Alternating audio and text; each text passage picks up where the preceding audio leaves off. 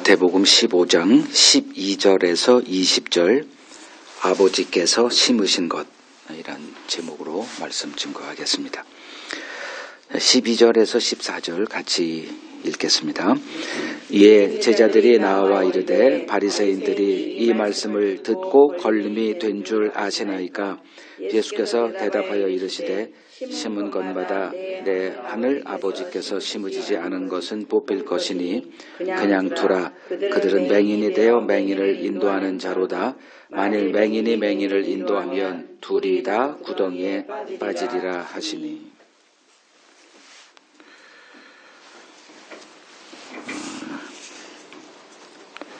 지금 12절을 보면 이에 전 구절과 연결되어 있다는 것을 알 수 있죠. 지난 주일 우리가 나눴던 말씀을 잠깐 좀 요약을 하겠습니다. 그래야 오늘 연결이 되기 때문에 그렇습니다. 유대인들에게 신앙생활이라 하면 그 종교적 전통을 지키는 일이었다 이렇게 말씀을 드렸습니다. 이런 일에 있어서 오늘날 기독교도 하나도 다르지 않다 그 또한 말씀을 드렸고요. 이 일에 가장 앞장섰던 자들이 이제 서기관 그리고 바리새인들이었습니다. 그들의 눈에 이러한 전통을 무시하고 있는 예수와 그 예수의 제자들은 유대 사회의 근간을 흔드는 반사회적 집단에 불과했습니다. 떡 먹기 전 손 씻는 것은 이제 유대인들의 오래된 전통이었습니다. 오늘날 기독교인들 국적을 따지지 않죠. 기독교인들이 이제 식사하기 전에 이제 씻기도 하는 전통과 일맥상통한다 이제 보시면 될 겁니다. 근데 단지 이제 유대인들의 이 식사 전에 손 씻는 것은 나름대로 율법에 어떤 기초하고 있다. 나름대로 이제 그러한 생각을 이제 하고 있었습니다. 그러니까 제자들이 이제 떡을 먹기 전에 이제 손을 씻지 않는 것에 대해서 시비를 걸어온 바리새인들을 향해서 예수님이 하신 말씀, 이게 지난주에 이제 주된 얘기죠. 너의 전통으로 하나님의 계명을 범하느냐 하시며 이 백성이 입술로는 나를 공경하되 마음은 내게서 멀도다.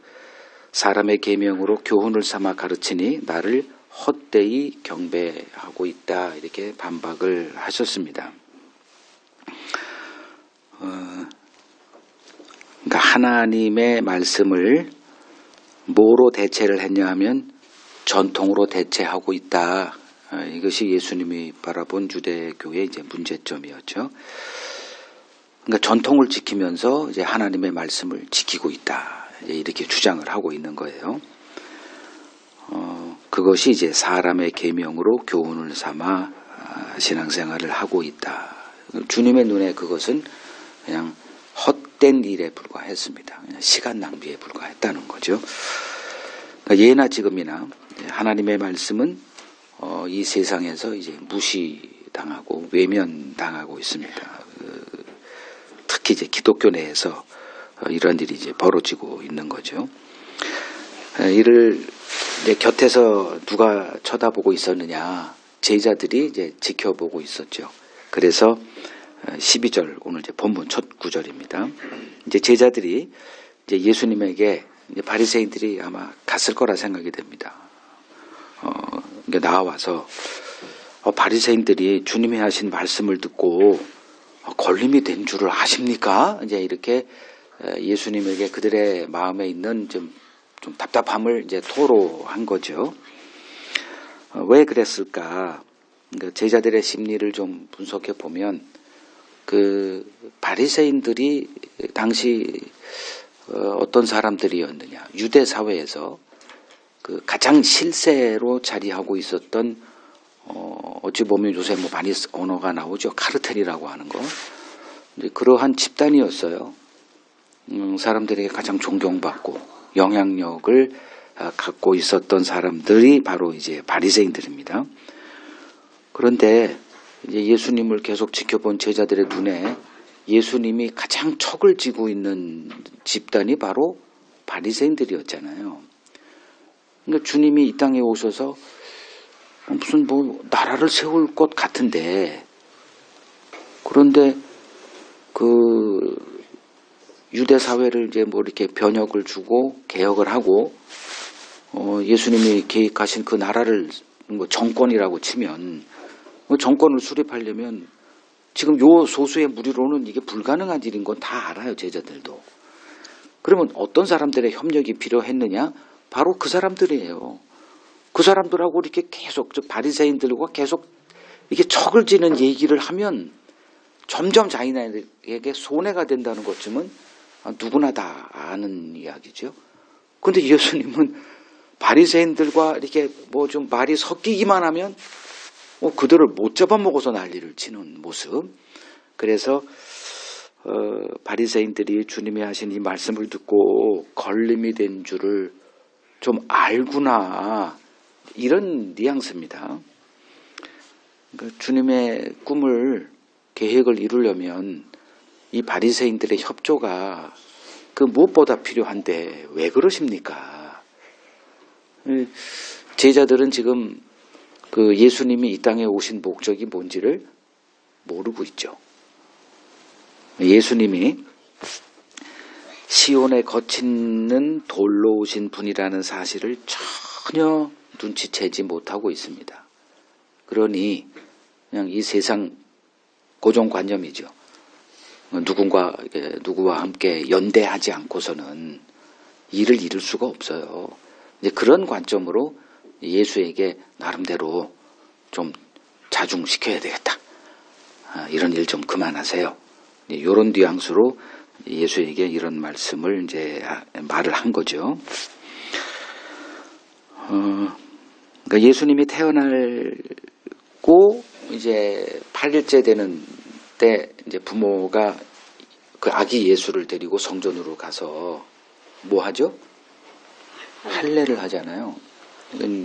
8일째 되는 날 이제 그 남자 어린아이들은 이제 반드시 제사장에 가서 이렇게 할례를 행하는 게 유대 전통이죠. 율법에 그렇게 하라고 했으니까.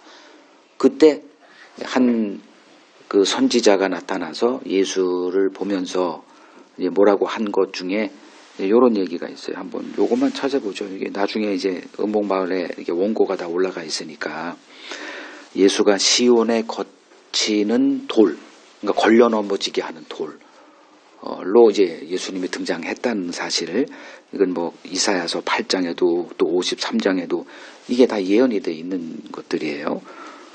그 중에서 이제 누가복음 한번 보죠. 누가복음 2장 34절. 그 시므온이라고 하는 사람, 그때도 한번 언급했죠. 그리스도를 보기 전에는 내가 너를 안 데려갈 거야.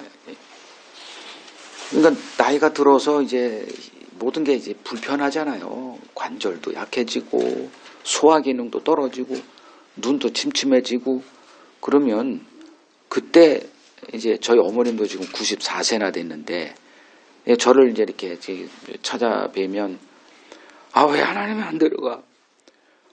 왜 이렇게 나는 거지? 그러니까 주변 그 동년배 분들 다 돌아가시고 저희 어머님 혼자 지금 살아 계시거든요. 그런 거 보면 참 안타깝기도 하고, 그렇다고 해서 빨리 죽으십시오 할 수도 없고, 그냥 좀 더 얼굴 좀 뵙고 좀 이렇게 오래 사셨으면 좋으면서도 어머님 입장으로 보면 이건 너무 힘들어. 아무것도 못하고 그냥 감옥에 이렇게 gat혀 지내고 계신단 말이에요. 그러니까 이 시몬을 보면 그 입장이 이해가 되죠. 그리스도를 보기 전에는 너 안 죽어. 그 어찌 보면 이 저주일 수도 있단 말이에요. 근데 그 감동을 받고 성전에 이게 들어갑니다, 이 사람이. 그랬더니 그리스도가 있는 거예요. 성령의 감동으로 알아보죠, 이 예수를. 그리고서 이제 외치는 거예요. 34절.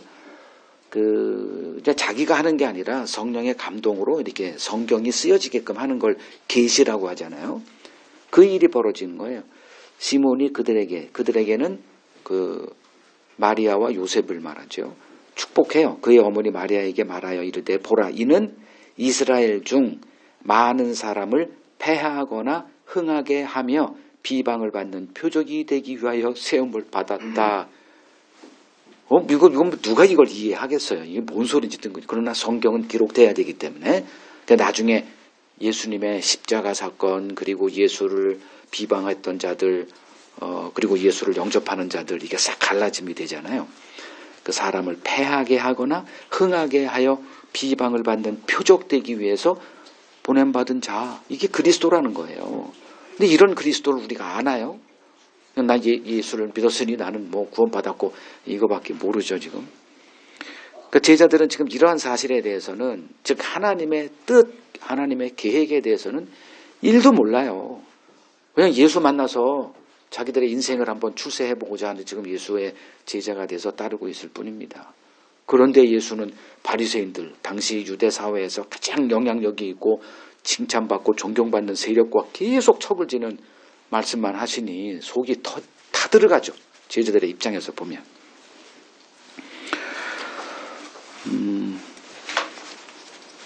그러니까 제자들은 주님이 세우시려는 하나님의 나라가 어떤 나라인지 전혀 감을 잡지 못하고 있습니다. 그래서 주님이 이제 제자들에게 뭐라고 하시냐? 이제 오늘 제목에서 삼은 것처럼 이제 13절에 이렇게 말씀하시죠. 심은 것마다 내 하늘 아버지께서 심으시지 않은 것은 뽑힐 것이라. 그냥 둬라. 그들은 맹인이 되어 맹인을 인도하는 자로다. 만일 맹인이 맹인을 인도하면 둘 다 구덩이에 빠지게 된다. 이런 말씀을 이제 하십니다. 자, 내 하늘 아버지께서 심지 않은 것은 뽑힐 것이다 라고 말씀을 하세요. 그러면 하나님께서 이 땅에 심은 것이 있다라는 얘기죠. 하나님이 심은 게 뭘까요? 뭐 구약 성경을 보면 답이 나오죠. 하나님이 이 땅에 심으신 것은 이제 포도나무로 비유되는 이스라엘을 말합니다. 그 이사야서 5장 가보죠. 이사야서 5장 1절. 흔히 이제 포도원 노래라고 하는 이사야서 5장 1절을 보면 나는 내가 사랑하는 자를 위하여 노래하되 내가 사랑하는 자의 포도원을 노래하리라. 내가 사랑하는 자에게 포도원이 있으며 심히 기름진 사내로다. 땅을 파서 돌을 제하고 극상품 포도나무를 심었도다. 그 중에 망대를 세웠고 또 그 안에 술틀을 팠도다. 좋은 포도 맺기를 바랐더니 애석하게도 들포도를 맺었도다. 그러니까 하나님이 이 땅에 뭘 심었어요? 포도나무를 심었어요. 가장 좋은 극상품 포도나무를 심었습니다. 그 극상품 포도나무라는 것은 그 좋은 비료를 주면 좋은 종자가 나오잖아요. 농사하는 사람들은 다 알죠. 그 비료가 뭐냐 하면 율법이라는 비료입니다. 그래서 이스라엘은 율법을 떼놓고 설명이 안 되는 나라예요. 그러니까 율법이라는 그 최고의 비료를 먹고 자란 자들이 이스라엘입니다. 그렇다면 이제 하나님이 율법을 주신 대로 그 율법을 먹고 이렇게 포도 열매를 맺혔는데 이게 좋은 열매를 맺힌 게 아니라 사람이 먹을 수 없는 신포도, 들포도를 맺혔다는 거죠.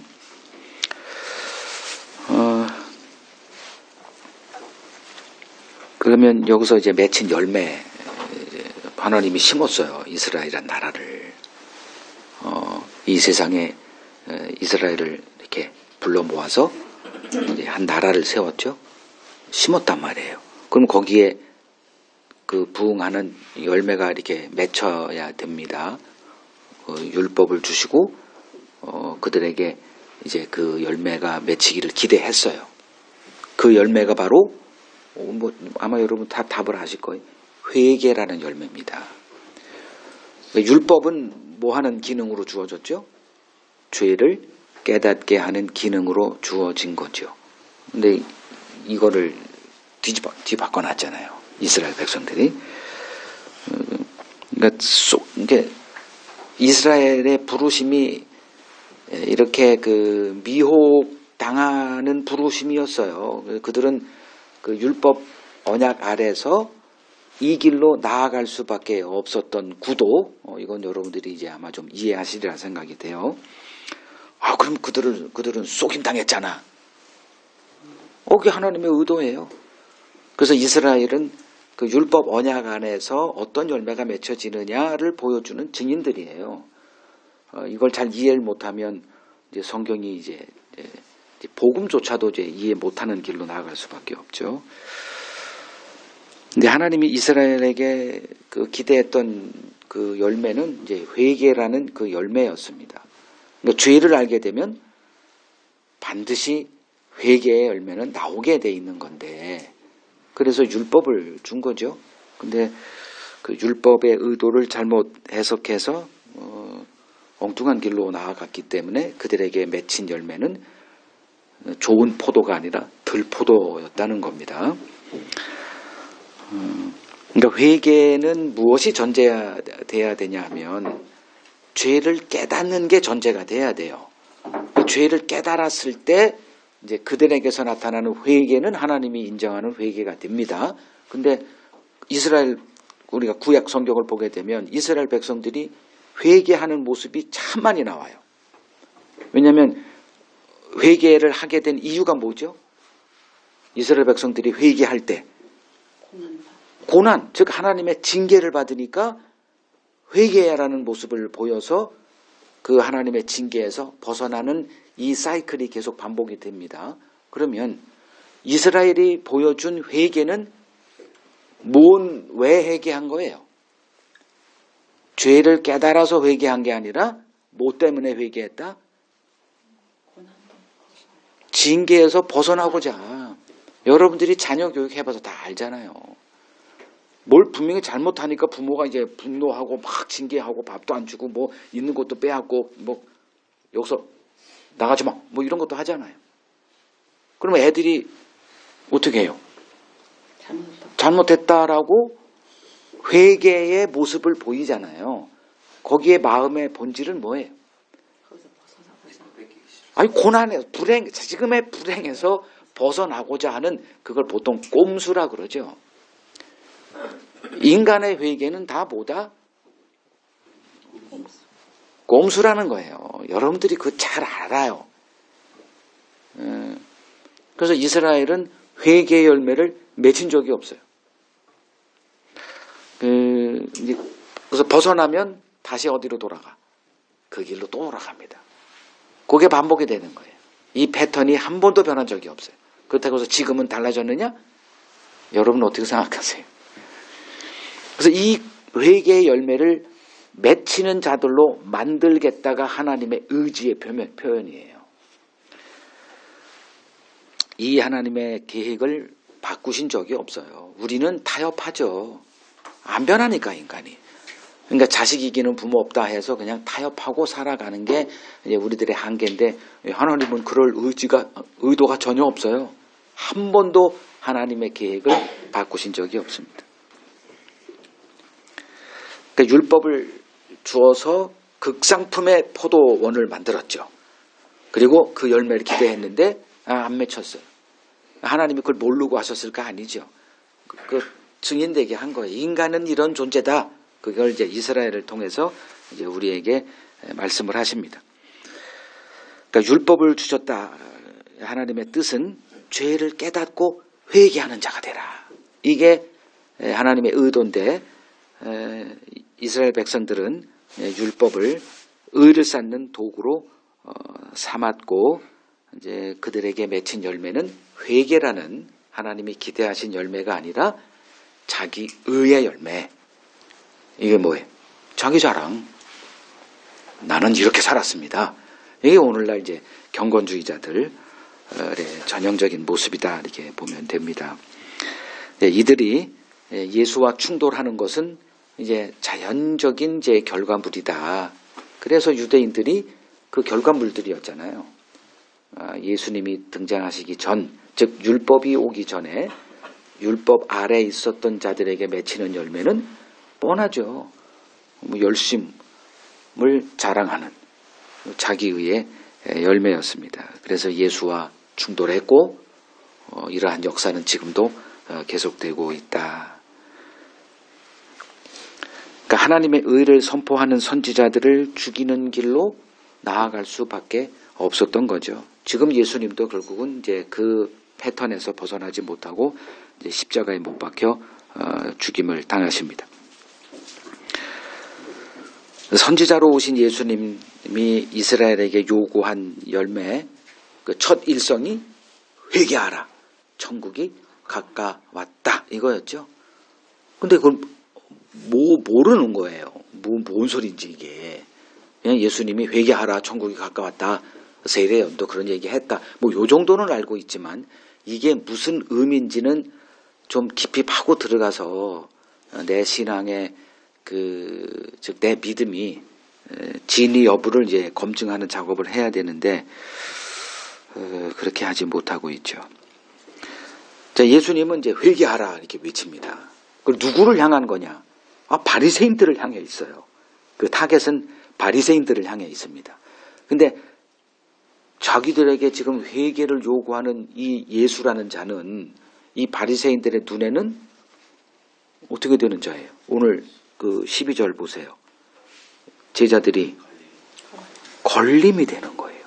이 예수의 이 회개하라 이 말이. 자기들은 지금 회개 대상이 아니에요. 자기는 아니지. 근데 자기들을 향해서 회개하라 이렇게 외치잖아요.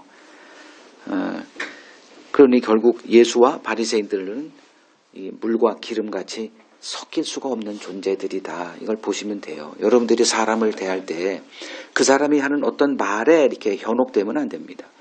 그러니까 어느 정도 이렇게 좀 시간이 좀 필요해요. 그 사람의 사고 방식. 그러니까 기독교인들이라고 하면 그 사람의 신앙관을 분별해야 그 사람을 이해할 수 있게 됩니다. 그러니까 요건 좀 시간이 걸려요. 그러니까 몇 가지 말한다고 그 사람을 날 알아. 아니에요. 그 사람의 신앙관이 뭐냐. 지금은 여기서 이제 율법이 그들에게 성경이었으니까 율법관을 이제 보시면 그 사람이 어떤 사람인가가 이렇게 분별이 되죠.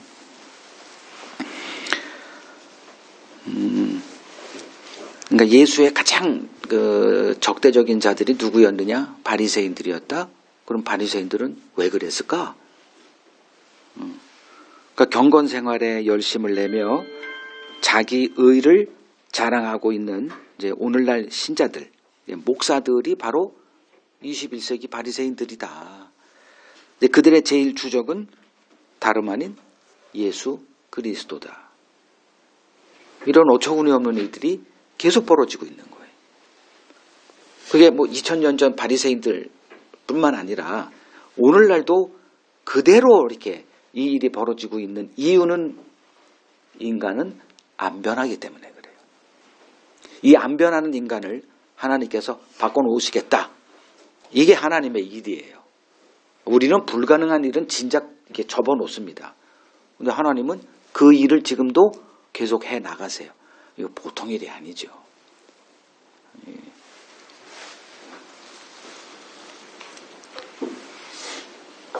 그러니까 우리들 역시 입술로는 하나님을 공경한다 하지만 마음은 어때요?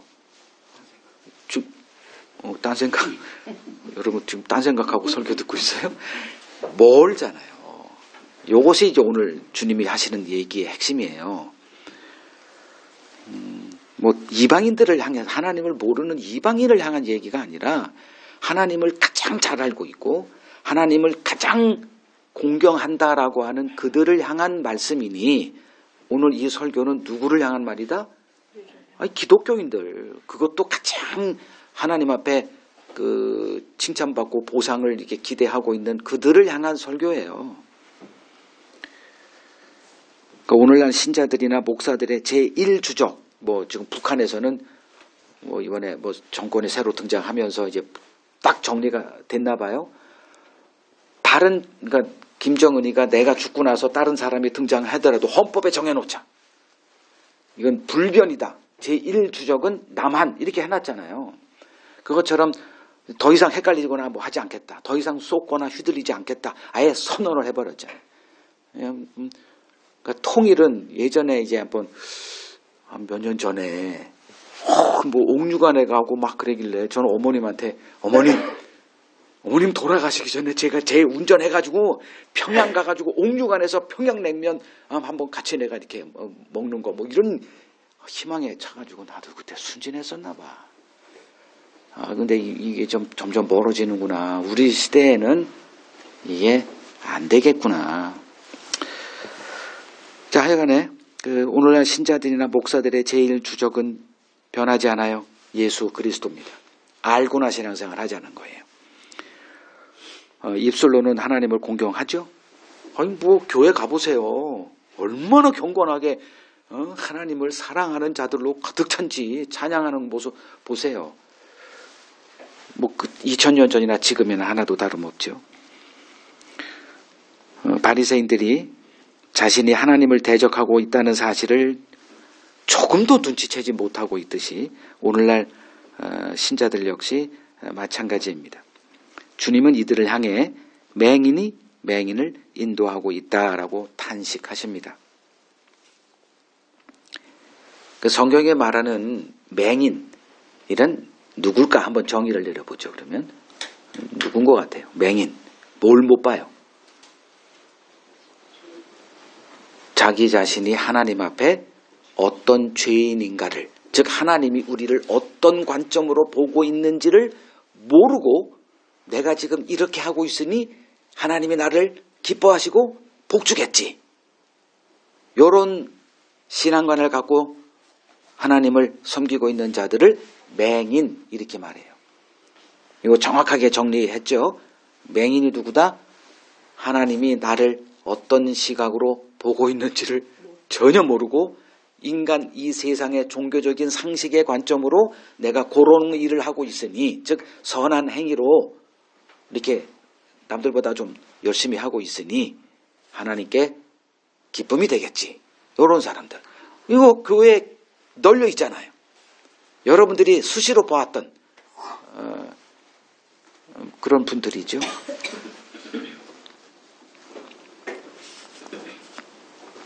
하나님이 인간을 어떻게 보고 계세요? 과거에는 그랬지만 지금은 다르지. 교회 예수도 믿고 있는데 이런 자들이 맹인들. 그냥 한 번 더 보죠. 뭐. 창세기 6장 5절에서 7절. 창세기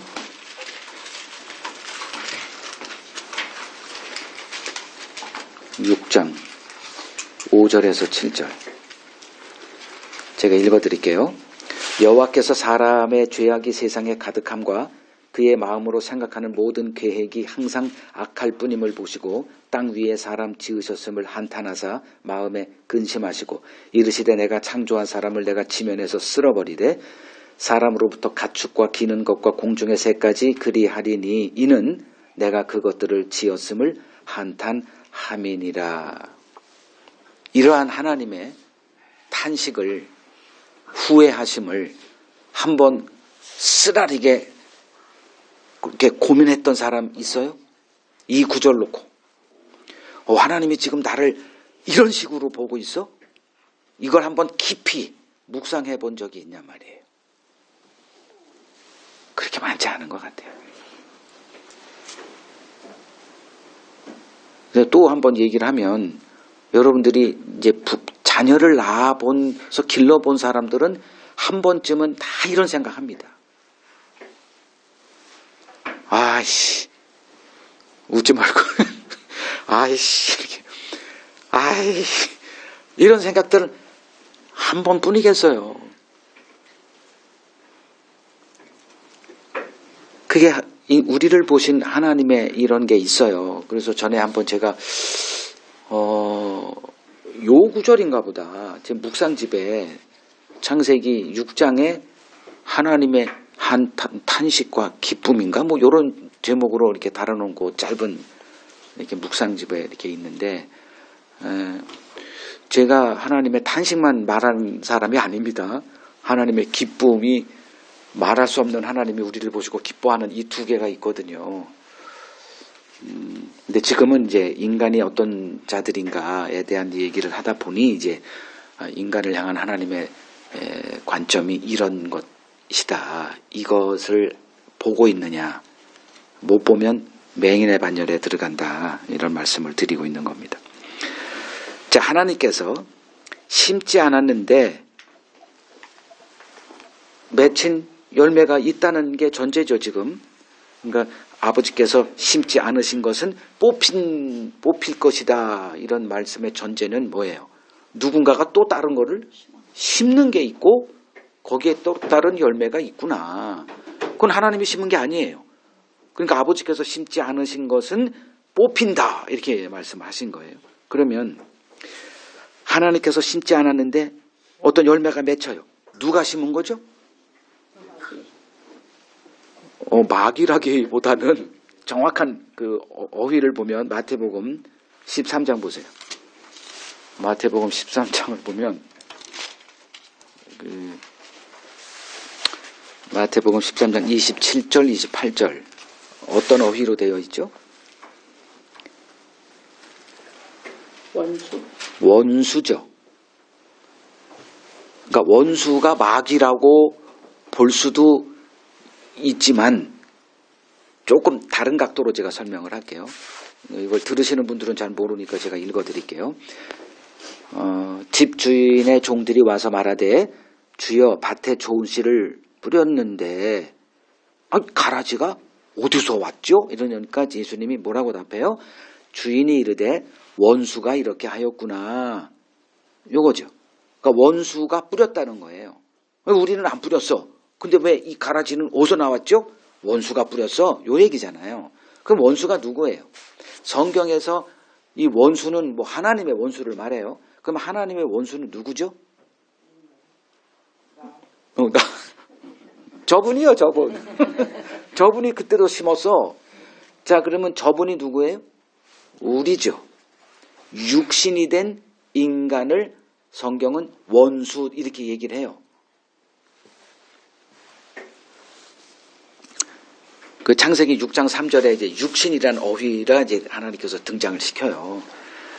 내 영이 함께하지 않는 인간, 그래서 육신이 됐다. 이제 그래서 계속 육신이라는 단어가 이제 좀 등장했다가 신약에서 이제 육신의 이제 이런 어휘들이 쏟아져 나오죠. 그러니까 신앙생활을 바로 하려면 이 육신이라고 하는 어휘의 의미값이 뭔지를 바로 알고 있어야 바른 신앙생활의 길로 이제 갈 수가 있습니다. 그러니까 육신이 된 인간은 즉 하나님의 원수된 우리들은 늘 하나님을 대적하며 살아간다. 그게 로마서 8장에 나와요. 로마서 8장 7절 8절 육신의 생각, 그러니까 육신이 된 인간의 생각, 그걸 육신의 생각이라고 얘기를 해요. 그럼 육신의 생각, 그러니까 우리들이 본능적으로 하는 생각이에요. 뭐 신자든 목사 그거 상관없이, 그러니까 육신이 된 인간의 본능적으로 이렇게 우리들이 그냥 하며 생각하는 것들, 그 육신의 생각은, 그러니까 우리들의 그냥 일반적인 생각은 뭐와 원수가 돼?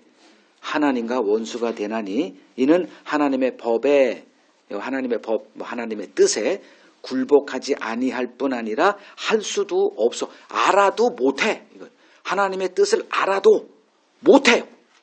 그 뜻에 순복할 수가 없는 게 육신이 된 인간이라는 거예요. 그래서 육신에 있는 자들은 하나님을 기쁘시게 할 수 있다 없다? 없다. 근데 기쁘게 할 수 있다 주장하는 자들은 뭐죠?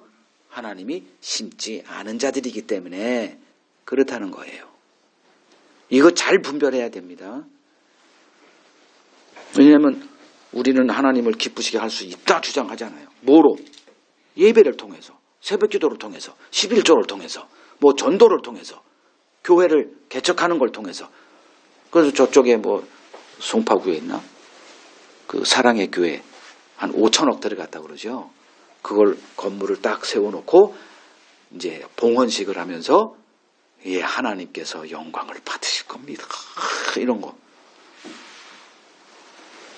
아직도 이런 얘기를 하는 목사들이 이렇게 대접받고 있다? 그 교회 한 10만 명의 성도들이 거기서 같이 기쁨을 누렸다? 기가 막힌 일이죠.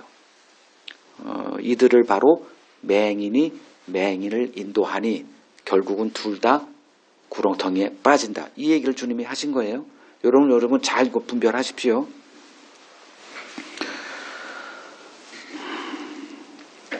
하나님이 심은 이스라엘이 율법을 자기 의를 쌓는 도구로 삼았기에 하나님의 원수가 된 거예요. 그들이 심은 것들을 지금 주님이 아버지께서 심지 않은 것마다 다 뽑혀버릴 것이다. 지금 이런 말씀을 하시는 거예요. 이것이 이제 구약 이스라엘의 역사였습니다. 그들은 하나님의 뜻과 상관없는 것을 열심히 심었어요. 열심히 심었어요. 그 결과물이 이제 예수님 당시 유대교로 등장했고 그 대표 주자들이 서기관과 바리새인들이었습니다.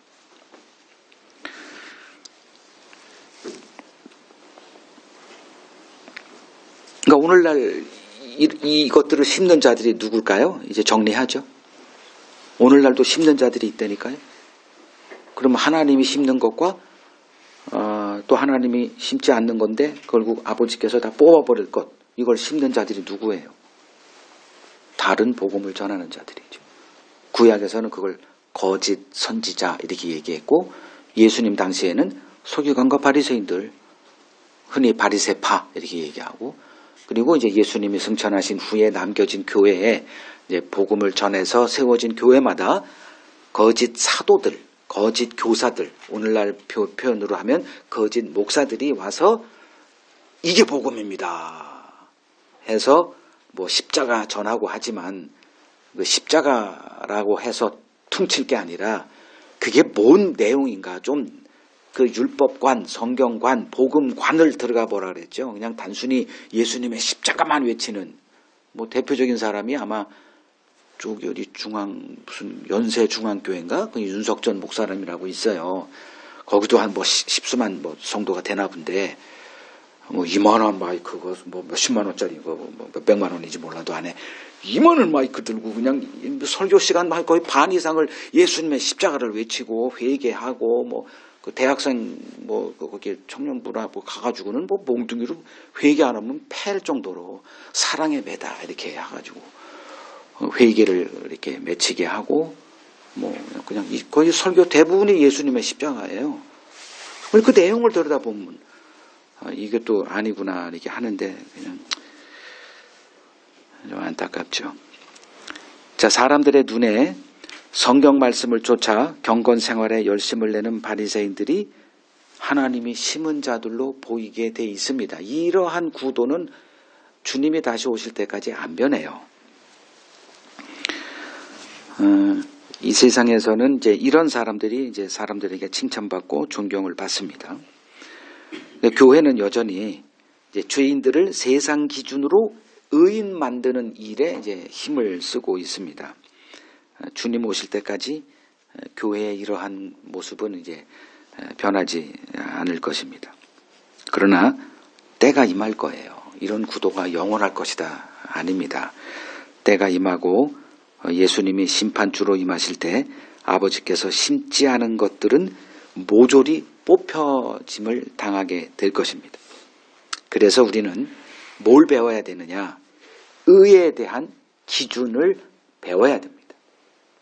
그냥 의 이렇게 얘기하면 뭐 오늘날 정치권에서도 다 공정 얘기하죠. 정의 얘기하죠.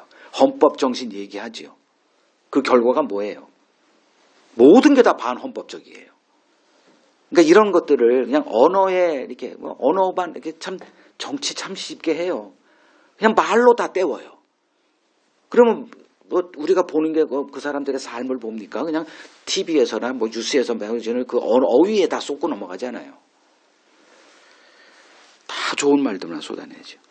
그래서 의에 대한 하나님의 기준을 우리가 제대로 배워야 한다. 그래서 공부하라는 거예요. 의에 대한 세상 기준과 의에 대한 하나님의 기준은 한 번도 중첩된 적이 없어요. 언제나 누구 하나 죽어야 돼. 자, 누가복음 보죠. 누가복음 6장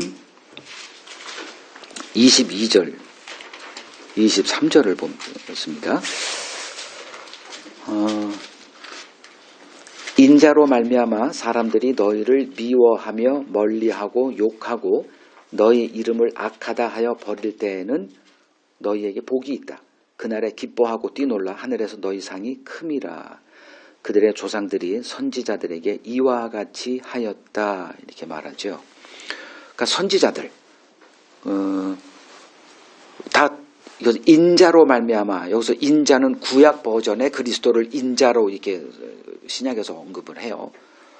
그 인자로 말미암아, 그 구약의 선지자들도 인자를 증거했잖아요. 즉 다시 그러니까 이 땅에 오실 그리스도를 뭐 예수를 언급한 건 아니지만 우리로는 안 되니까 하나님의 새 언약을 주장했던 선포했던 자들이 인자 즉 그리스도를 선포했던 자들이에요. 이게 구약 선지자들의 설교 핵심이었고, 근데 그들이 다 뭐 했어요?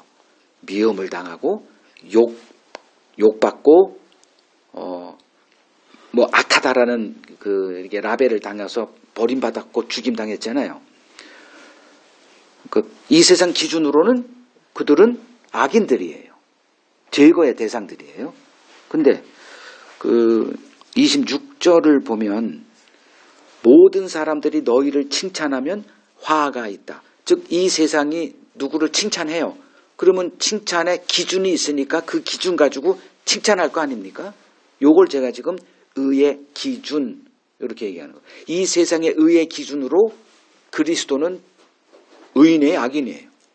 악인이니까 죽여버렸죠. 그러니까 의의 기준을 배우지 못하고 그냥 의롭게 살자. 이게 무슨 의미예요? 그러니까 의롭게 살자. 하나님이 기쁨에 드리는 삶을 살자. 그래서 하는 짓이 뭐예요?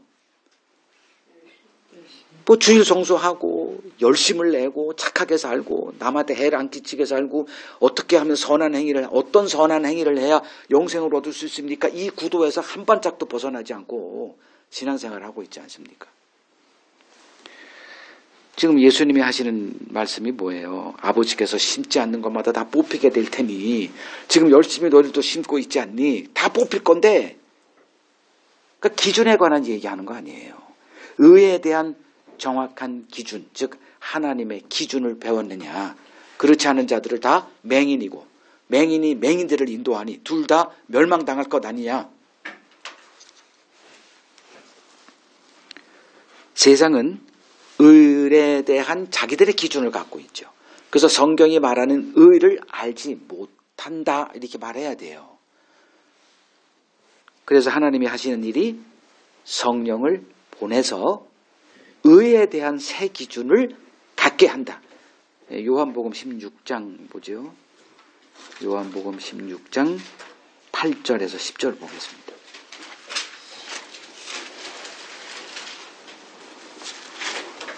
이제 7절부터 보죠.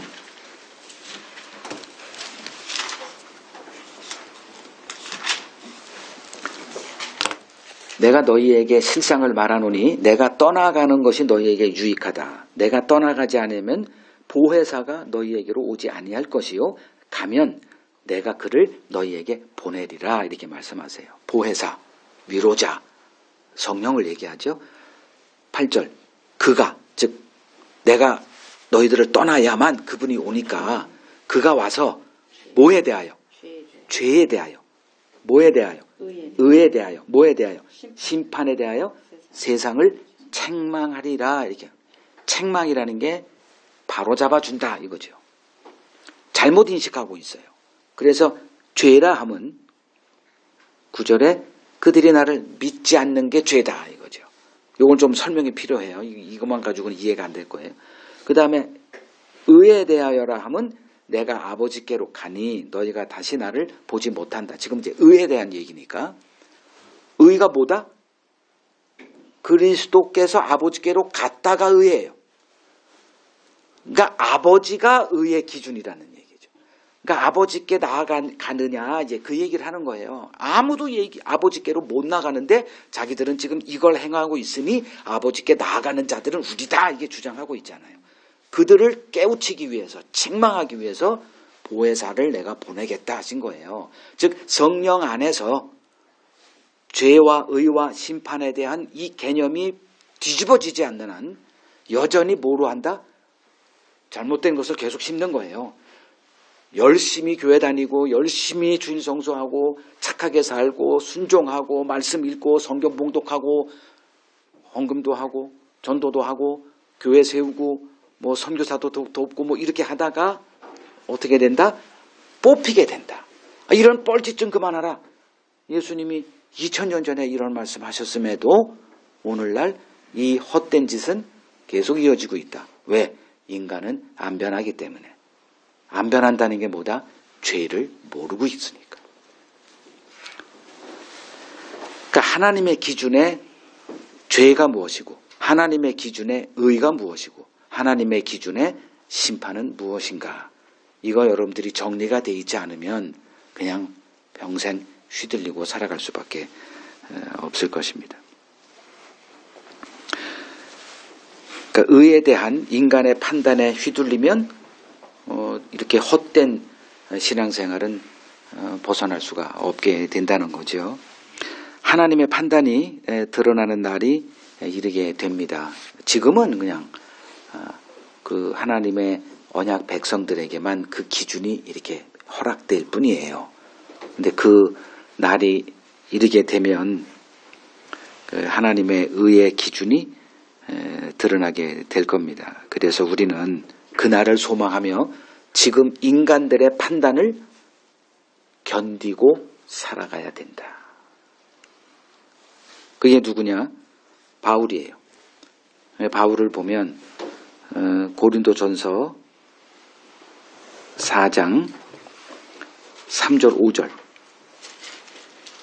너희에게나 다른 사람에게나 판단받는 것이 내게는 매우 작은 일이라. 나도 나를 판단하지 아니하노니 내가 자책할 아무것도 깨닫지 못하나 이로 말미암아 의롭다 함을 얻지 못하노라. 다만 나를 심판하실 이는 주시니라. 그러므로 때가 이르기 전 곧 주께서 오시기까지 아무것도 판단하지 마. 그가 어둠에 감추인 것을 드러내고 마음의 뜻을 나타내시리니 그때에 각 사람에게 하나님으로부터 칭찬이 있을 거야. 여러분 이 땅을 살면서 사람의 판단에 이렇게 영향받지 않고 사는 날은 아마 한 날도 없을 거예요.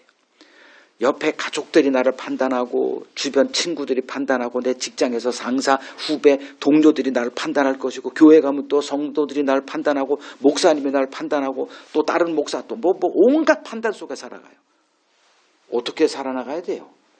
하나님의 기준을 알게 된다면 이런 삶이 가능하죠. 휘둘리지 않는 거예요. 참 어려워요. 왜냐하면 사람의 평가는 현실이거든. 하나님의 평가, 하나님이 나를 칭찬한다고 귓속말로 해줘도 그게 뭔 도움이 돼요. 당장 내가 살아가야 될 현실은 사람의 판단의 홍수 속에 내가 살아가야 되는데 이거 견뎌내야 됩니다. 그래서 내가 너희들에게 진리를 알게 하겠다.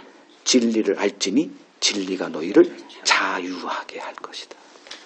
이 자유를 누리고 계세요? 힘들걸요? 왜냐하면 사람의 판단에 맡기는데. 판단의 홍수 속에 살아가잖아요. 이걸 극복하고 이걸 견뎌내는 힘이 보다 예수님이 우리에게 말씀하신 그 진리, 흔히 말하는 복음 진리, 이거를 그러니까 즉 아까 다시 말하면 의에 대한 하나님의 기준, 이거를 알게 되면 이 자유함은 그냥 저절로 주어지는 거예요. 더 이상 사람이 날 뭐라 그래도 바울이 말했죠. 너희에게나 다른 사람에게나 판단받는 것이 내게는 매우 작은 일이다. 신경도 안 쓴다는 거예요. 아니 지들의 판단이 틀렸는데 그 판단에 잘못된 기준으로 날 판단하는 거야. 내가 뭐하러 영향받아? 이 소리예요.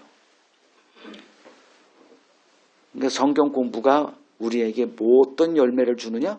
자유함의 열매를 주는 거예요. 그냥 아유 또 예배, 아유 또 뭐 그냥 말씀 듣고 이게 아니라 나와 직결되는 얘기라는 거예요. 이 성경 지식이라고 하는 게.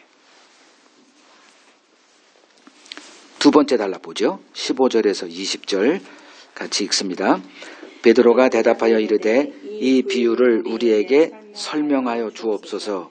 예수께서 이르시되 너희도 아직까지 깨달음이 없느냐. 입으로 들어가는 모든 것은 배로 들어가서 뒤로 내버려지는 줄 알지 못하느냐. 입에서 나오는 것들은 마음에서 나오나니 이것이야말로 사람을 더럽게 하느니라. 마음에서 나오는 것은 악한 생각과 살인과 간음과 음란과 도둑질과 거짓 증언과 비방이니 이런 것들이 사람을 더럽게 하는 것이요 씻지 않은 손으로 먹는 것은 사람을 더럽게 하지 못하느니라. 베드로가 주님이 말씀하신 비유의 뜻이 무엇인지 질문하죠. 15절에 이 비유를 우리에게 설명해 주세요. 요거를 질문이라고 얘기합니다. 질문. 그러니까 주님이 말씀하신 비유, 즉 베드로가 뭔 뜻인지 헷갈려. 그러니까 비유가 되겠죠. 수수께끼. 그러니까 주님이 말씀하신 비유는 입으로 들어가는 것은 사람을 더럽게 하는 것이 아니라 입에서 나온 그것이 사람을 더럽게 하는 것이야. 11절.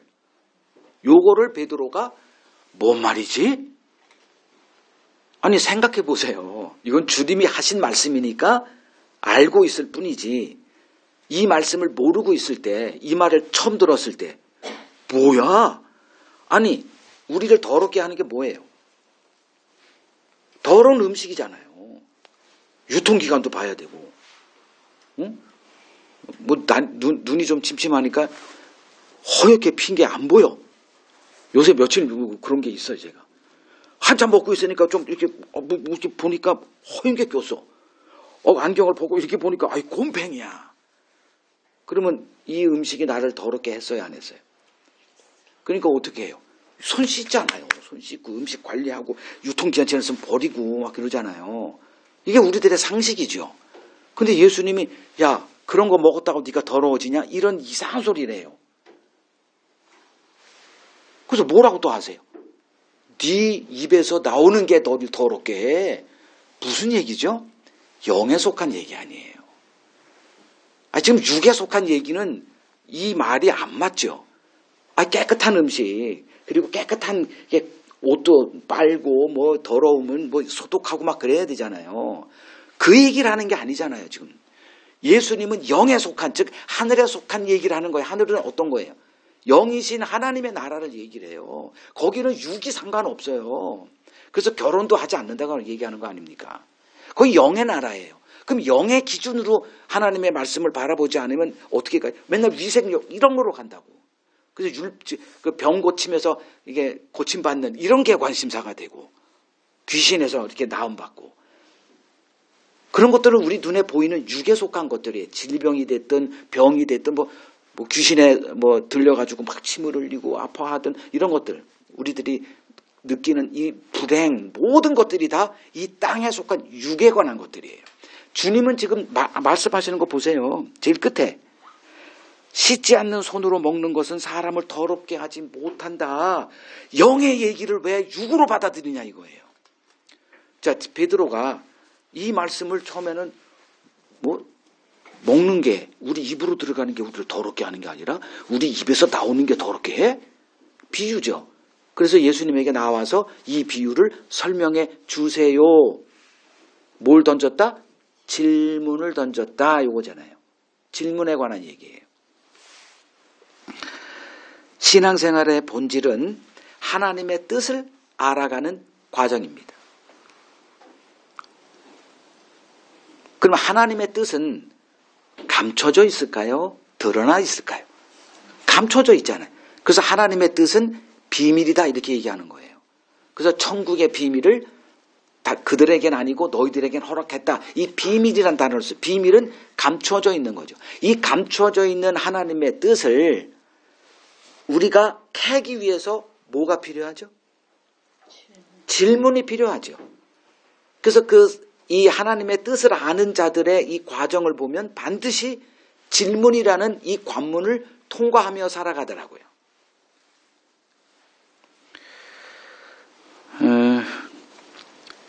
바울 같은 경우가 마찬가지죠. 그 눈에 이 비늘이 있는 줄 몰랐죠.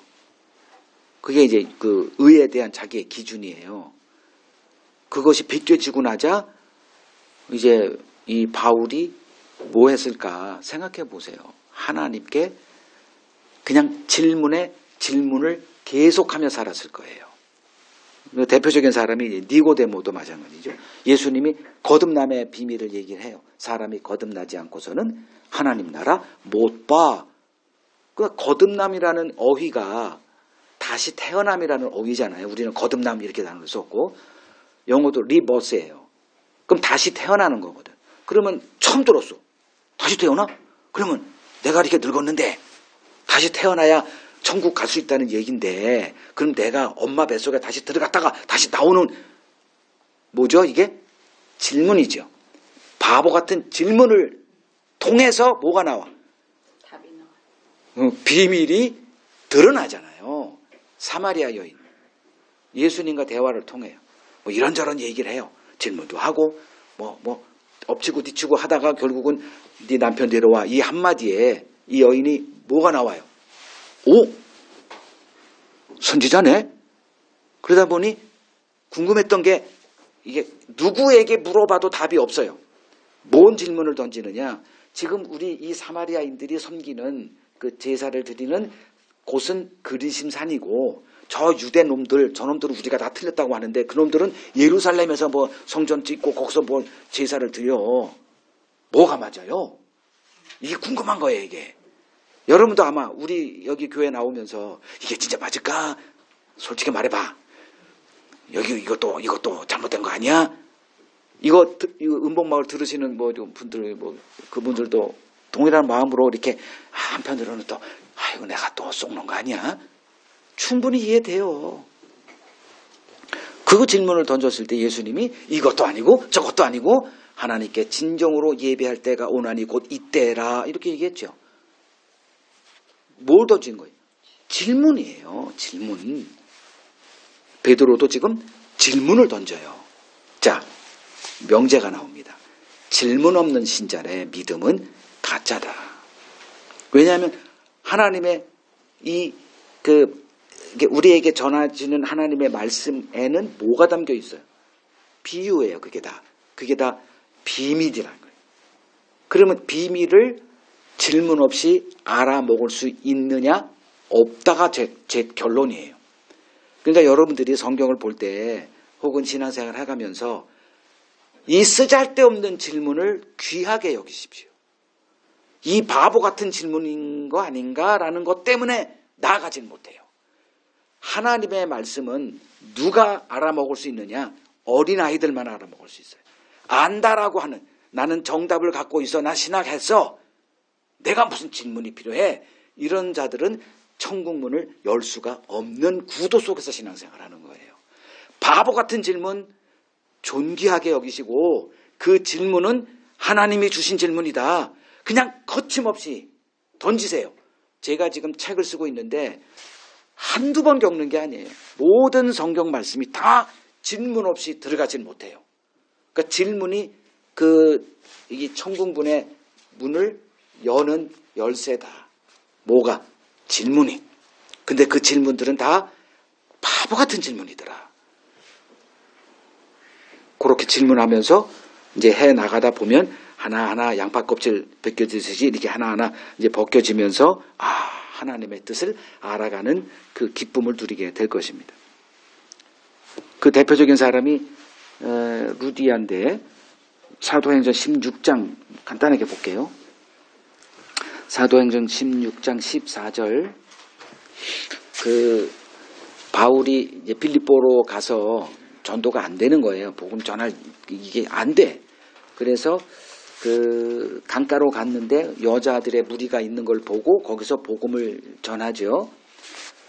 그러니까 거기에 루디아라고 하는 한 여자가 이제 있는데 바울이 전하는 말을 듣고 있어요. 근데 주께서 그 여인의 마음을 열어서 바울의 말을 따르게 했다. 이게 이제 들리는 거예요. 들려 이상하게. 그러자 15절에 어떻게 해요? 그와 그 집이 다 세리를 받고 우리에게 청하여 이르되 만일 만일 나를 주 믿는 자로 알거든 내 집에 들어와 유하라 하고 강권하여 머물게 했다.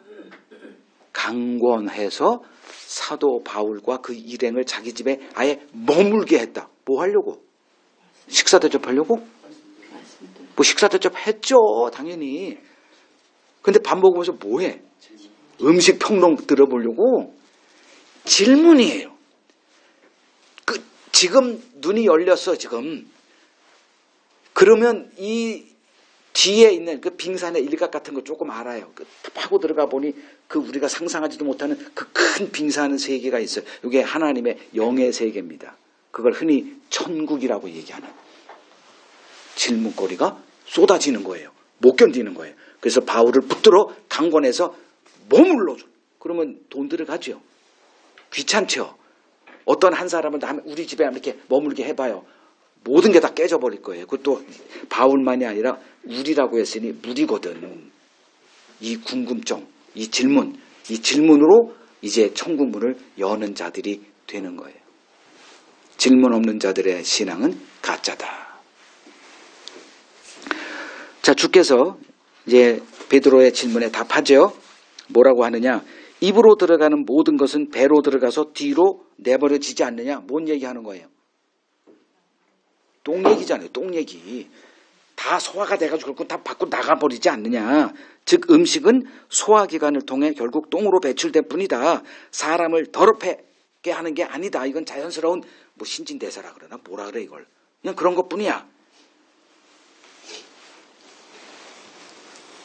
자, 이러한 인간 실상을 고발하는 수단이 뭐냐 하면 율법이에요. 그 율법에 보면 정한 짐승과 부정한 짐승으로 이렇게 구별을 해 놓습니다. 그 정한 것은 먹고 부정한 것은 아예 입도 대지 마. 이렇게 먹을 수 있는 거, 먹을 수 없는 거 이렇게 나눠요. 그러면 그 기준이 뭐냐 이거예요. 뭐예요? 여러분들 이게 어디에 나오냐면 레위기 11장에 그 먹을 수 있는 거, 먹을 수 없는 거, 그 육해공으로 뭐 땅에 있는 거, 바다 물속에 있는 거, 하늘에 있는 거 다 구분해 놨어요. 그 기준이 뭐예요? 먹을 수 있는 거의 기준, 먹을 수 없는 거의 기준.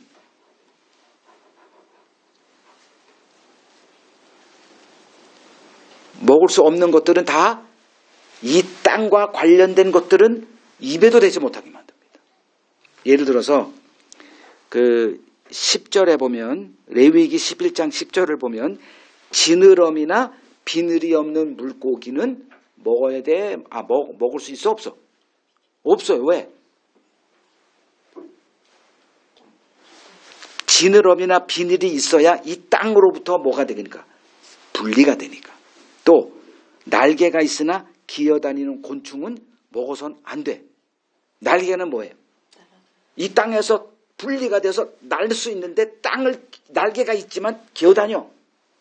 뭐가 있을까? 밖에 이건 먹지 말라고 해도 그건 안 먹어 그건. 그리고 42절에 보면 배로 이렇게 땅을 기어다니는 짐승들이 있죠. 뱀, 도마뱀 이런 것들, 지렁이, 아예 땅을 파고 있는 메기 먹어서는 안 돼요. 다 뭘 얘기해요? 이 땅이 더럽기 때문에 그래요. 자, 그러면 한 단계 더 나가. 이 땅이 더러우니까 이게 아니고 이 땅이 왜 더럽냐? 다시 하나 더 나가서 왜 하나님이 자기가 만든 이 세상을 왜 이렇게 미워하고 진멸하고 멸하느냐까지 나가야죠. 왜 하나님은 이 세상을 더럽다라고 얘기하느냐? 이유가 뭐예요? 그 더럽게 하는 주범 얘기했잖아요. 니들 입에서 나오는 것들이 내가 만든 이 창조물이 다 더럽게 됐다. 이 세상을 너희들과 함께 쓸어버리겠다. 뭐 때문에? 인간의 마음이 더러워졌기 때문에. 하나님 보시기에 인간은 뭘 봐요? 껍데기를 봅니까? 마음을 보죠. 그 영이신 하나님이 하는 일이 마음이에요. 마음만 봐요. 그 인간의 마음에 뭐가 있어요? 답했죠? 여기 19절. 마음에서 나오는 게 뭐예요? 악한 생각, 살인, 간음, 음란, 도둑질, 거짓 증언, 비방. 난 비방 안 해. 에이 맨날 뒷담화하면서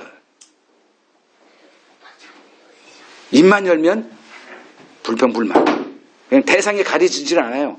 나한테 조금 괴롭게 한 사람들을 뒤에서 그냥 씹어대고 이런 것들이 우리들의 본질 안에 마음에 뭐만 있어? 더러운 것들로 가득한 게 우리예요. 그럼에도 손 씻었다? 나는 깨끗해. 이게 바리새인들의 신앙관이죠. 나 주일 예배 드렸어? 나 찬송 오늘 1시간 했어? 하나님 말씀 들었어? 헌금했어? 난 깨끗해. 누가 그래요? 세상 종교 상식으로는 맞대니까요, 그게. 그래서 그거에 열심을 내는 사람들을 존경하고 칭찬하죠. 참 목사님 만났네. 존경하고 칭찬하고 선전하고 그러죠. 그 의의 기준에 대한 바른 인식이 없으면 휘둘릴 수밖에 없습니다.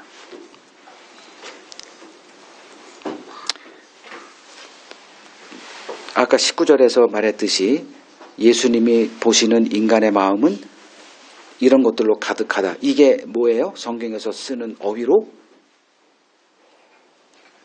지옥. 여러분들의 마음이 바로 지옥이에요.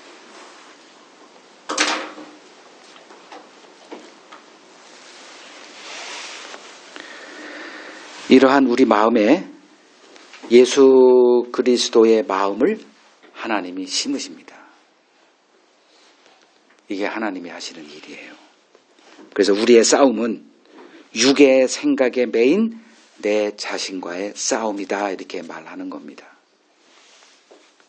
그래서 매일 내 옛자를 벗어버리고 그리스도의 마음으로 새 마음을 새 옷을 입는 이 작업이 우리들이 매일 이제 견뎌내야 되고 싸워야 하는 싸움이다. 이게 신앙생활의 본질이에요. 그 바리새인들에게 성결함을 지키고 유지하는 수단은 율법 규례를 지키는 거였죠. 그래서 각종 사람들에게 각종 이제 종교적 규례 전통을 만들어서 이를 지키게 하고 그것을 지키는 것이 이제 신앙생활이었습니다. 식사 전에 손 씻는 전통 역시 그중 하나였습니다. 그래서 이를 무시하고 있는 예수와 제자들에게 찾아와서 이제 시비를 이제 걸고 있는 거죠. 그러니까 예수님이 말씀하신 것은 인간의 더러운 마음이 이런 규례를 지킨다고 깨끗해지는 법이 없다 선언을 하신 겁니다. 인간의 마음이 깨끗함을 얻는 유일한 길은 뭘까요? 이제 우리들 실력을 한번 발휘해 봅시다. 이것도 아니고 저것도 아니라면 그럼 예수님이 오셔서 우리를 깨끗게 하세요. 어떻게 깨끗게 하세요? 그 가장 더러움의 대명사가 나병 환자입니다. 나병으로 이게 죄를 설명하는데 나병에 걸리면 율법에 따라서 즉시 나병 환자로 판결되고 격리돼서 살아야 되죠. 근데 이게 어떻게 낫는 경우가 있으니까 이제 낫게 됐을 땐 어떻게 하라가 나와요. 근데 율법 아래서는 나을 수가 없잖아요. 이 나병이 어떻게 나아집니까? 그러니 율법 아래서는 항상 뭐가 돼야 되냐면 격리예요. 그러면 그 격리된 자들을 접촉하지 않는 게 율법 규례고 깨끗함의 한계죠, 그게. 그러니까 바리새인들은 죄인으로 통칭되는 사람들, 뭐 나병 환자든, 뭐 세리가 됐든, 뭐 창녀가 됐든 율법을 잘 안 지키는 이 사람들을 더러운 자로 규정하고 그들과 접촉을 금하고 살았던 것이 그들의 신앙관이었어요. 그런데 예수님이 오셔서 제일 먼저 한 게 뭐예요? 그러니까 산상수훈이 끝난 후에 즉 산에 올라가서 하늘의 비밀을 선포하고 땅으로 내려와서 첫 번째 만난 사람이 누구죠? 나병 환자예요. 나병 환자가 예수에게 찾아와요. 난리가 벌어지죠. 왜냐하면 접촉하면 안 되니까. 그래서 아마 낙대기로 찌르고 돌로 쳐서 못 오게 아마 유혈이 낭자에게 오지 않았을까? 예수에게 나와왔어요. 주님이 원하시면 나를 뭐하게 할 수 있다? 고쳐달라는 게 아니고 깨끗하게 해달라고 요구한 거예요. 그때 예수님이 뭐 했어요? 손을 내밀어 그를 터치했죠. 우리는 죽어라고 그게 율법 신앙이에요. 법 아래 신앙. 우리는 안 만나면 돼요. 근데 새 시대가 온 거예요. 예수 새 시대를 문을 연 거예요. 어떻게? 접촉함으로써. 만지자마자 즉시 깨끗함을 얻었더라가 되죠. 자, 그러면 이 선언은 뭘 선언한 거냐? 이제 율법, 법 아래의 신앙, 옛 신앙은 끝났다. 이제 새 시대를 주님이 요 하나의 상징적인 만져주심으로 그를 깨끗하게 하는 즉시 거기에 율법 행함이 있어요? 주일 성수가 있어요? 착하게 산 게 있어요? 그냥 예수만 바라본 거예요.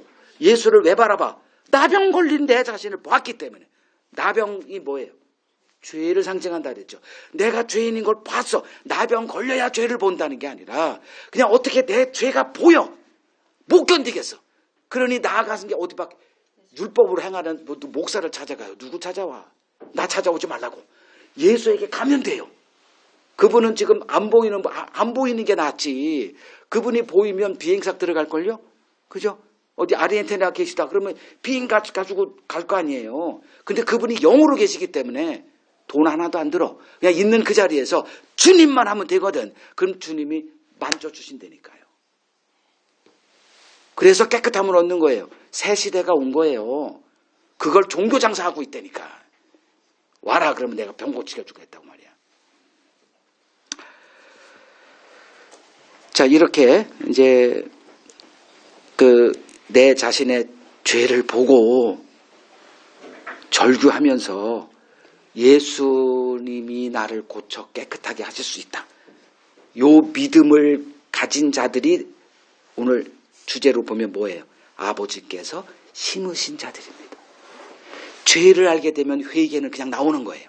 그 회개의 열매가 그리스도에게로 나아가는 거예요. 그래서 믿음은 내 죄를 보고 예수 그리스도를 소망하게 하는 능력이다라는 명제가 나오는 거예요. 이거에서 이게 다른 버전의 믿음은 다 인간이 만든 인간이 심은 것들이에요.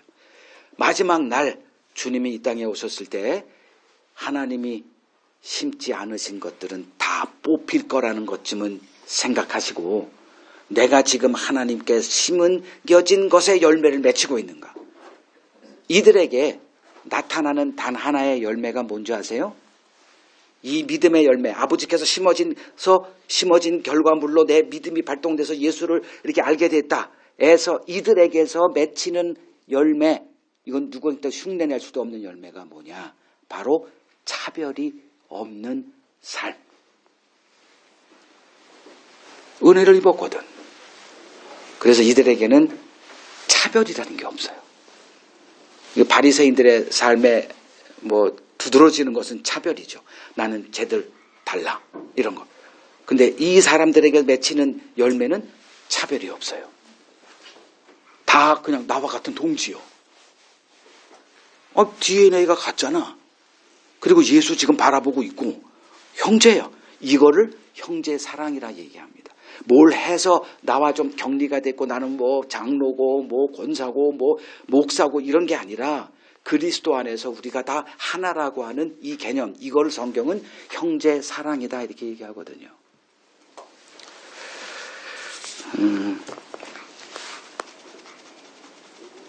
이 믿음을 알지 못하는 자들, 즉 아버지께서 심지 않은 자들은 그날 다 뽑히게 된다.